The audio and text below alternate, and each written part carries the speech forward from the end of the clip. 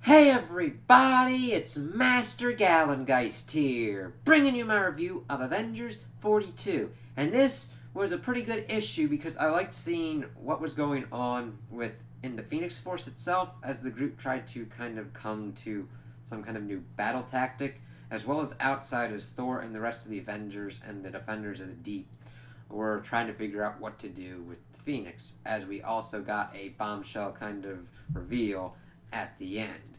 So we start off and we see Namor versus Echo still going on. And he's explaining the story of how when he was a kid, he killed a bull shark.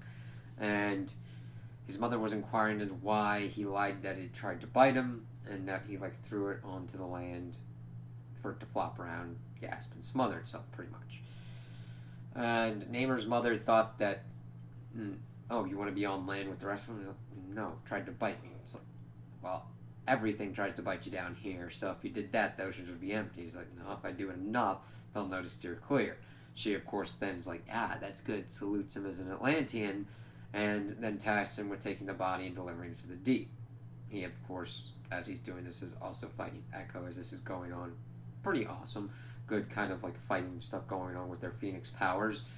And he's talking about how he was crying and that how his crying rose to sea levels as he took the body down to the deep to be fed, and that he needed to do this to be the king of Atlantis and to protect the earth because he's the only one standing between the earth being a desert, and that he needs another power, cosmic power from the stars, to do that. And he's not going to use it to completely destroy the earth, the air breathers, but enough to keep them in that kind of smothering, kind of checkmate kind of thing, as he pretty much blasts a rift into the ocean and throws Echo down it. But Namor's not screwing around. He definitely wants the Phoenix Force. We then shift over to Cap versus Shang-Chi as Shang-Chi's narrating his kind of things. Pretty much his philosophy of how he punches and how, of course, the fist is just the tip of the iceberg. It's all the other things behind it, but also body, soul, all that kind of things that you put into that punch. And, of course, Shang-Chi's like, Cap, I really don't want to do this. It's like, good, keep hitting me. He's like, hey, Shang-Chi, trust me, the feeling's mutual, but we need to figure out how to do this. We haven't been asking who should be the wielder of the Phoenix Force, and I think that should be you, and because you're one of the best hand-to-hand fighters, well, one of the best fighters ever, and for me that's saying a lot. And I'm like, yeah, he's one of those big kind of ones that you want to watch out for. And of course, Shang-Chi's pretty much going through all of pretty much what his training has entailed, how he tries to make sure that he is tempered and muscled and knows what to do. He's trained unmercilessly to get these skills, and he's also trained his mind as well. But the thing is, he starts pretty much going after Cap. Cap's putting up, of course, a good fight because he knows that he's trying to make it look good for the Phoenix. But the thing is, Shang-Chi's like, yeah, I'm going to do a new kind of way with this, kind of like cosmic kung fu, and that he will never take a life as he's pretty much getting ready to do a super Phoenix kind of move on Cap. And that, of course, clicks in with the Phoenix Force like, no. Gotta have the ability to kill someone or whatnot. And, of course, Cap gets transported back into the White Room. It's like, damn it. So then we just see them kind of trying to figure out their next move. T'Challa's like, it was a good try, but it seems to be playing in its own games with what's going on. They pretty much get the info about what was going on with Namor. They're like, yeah, we heard Echo's screams and everything, so we'll have to kind of see how that kind of works out. Of course, there's still bickering and fighting going on. Others want the Phoenix Force for themselves. Logan's like, people are like, well, what happens if one of us gets this? Is it Avengers versus Phoenix Force thing? And of course, Logan's like, we're not letting somebody. You've taken too much from the mutants. You're not taking the Phoenix Force as well. Pretty much kind of like that nuclear arms race kind of thing. And they're pretty much like, you're just getting into the same kind of bullshit that the Phoenix Force wants. So we just have to watch out for that. I'm like, yeah. We then get outside to Avengers Mansion as we see Moon Girl and the others kind of dealing with what's going on. they're pretty much trying to stay locked in on the signature of the Phoenix Force with the teleportation, so that way it can be teleported into pretty much the Celestial Ribcage Brig area. Gorilla Man's like, yeah, it's made out of a Celestial, so it should be able to hold the Phoenix Force. Should be in the operative word here. We also see that they're trying to figure out what's going on. We get some bonding with Brew and Moon Girl's like, yeah, Stark introduced me to like a double espresso, so I'd pretty much just have to go to sleep when I'm pretty much turning feral. Moon Girl's like, yeah, I'm gonna have to see if my mom and Stark can like set up play dates so we can figure out what's going on with all this stuff.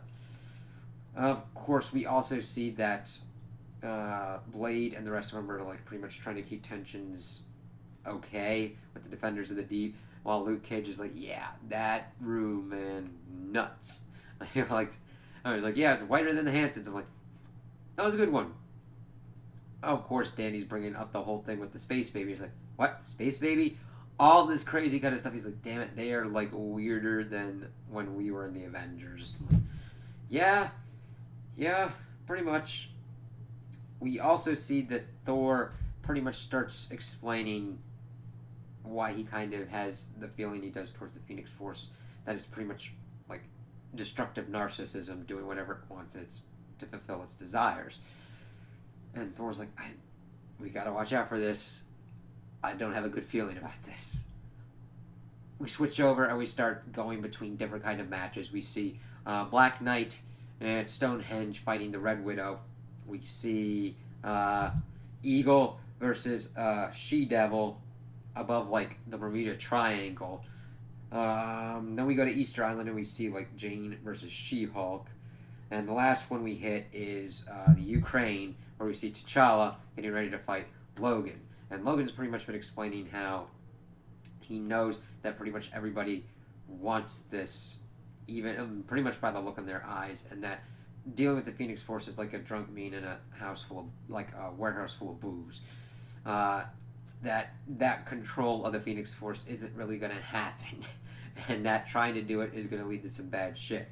And that Logan is kind of tired of everybody else kind of taking the bullets for this, like Jean, Rachel, Hope. So he's going to try and step in with this because he's used to fighting kind of like the bad thoughts. And of course, we've already seen a kind of future where Logan is the host of the Phoenix Force at pretty much like the end of time.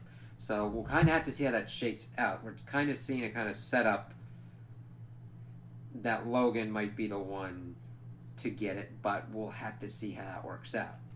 We end the issue with Thor pretty much trying to explore why he has his feelings against feelings with the Phoenix Force. Like, they're throwing off some weird thing of like love.